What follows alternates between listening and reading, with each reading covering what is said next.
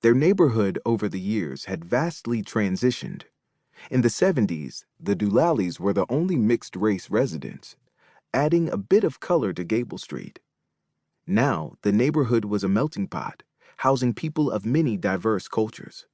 Construction on the house across the street ceased after Cecilia's death. After hearing of the accident, the owners declined to build on the property. The Doolallies gladly purchased the land, leaving it as a shrine to their fallen daughter. Cecilia's lot sat decorated with wildflowers surrounding her headstone. Although her body had been laid to rest at the cemetery, her greatest testimony could be seen right from Ronald's bedroom window, a fact his parents had no idea would go on to torture their son throughout his adolescence. Ronald cruised past the memorial, pulling into his driveway. He remained in the house they grew up in even after his parents died.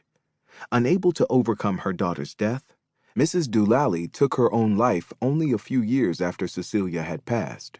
Mr. Doolally eventually succumbed to alcoholism, dying of kidney failure just before Ronald's 18th birthday. All the couple owned was left to him. That, along with the memories, were all he had. Memories that damaged Ronald much more than they could ever heal. He pulled into his driveway, shutting the engine down when the memory surfaced. Mr. Doolally flipped burgers and hot dogs on his barrel-style smoker off-sides as young Ronald played basketball in the driveway. "One hand, son. You dribble with one hand at a time, no matter what," he coached on as the little boy panted, trying to catch his breath.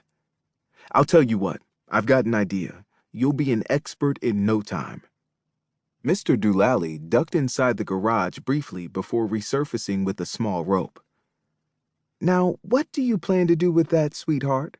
Mrs. Doolally spoke up from the sidelines, slightly nervous about what her husband was about to do.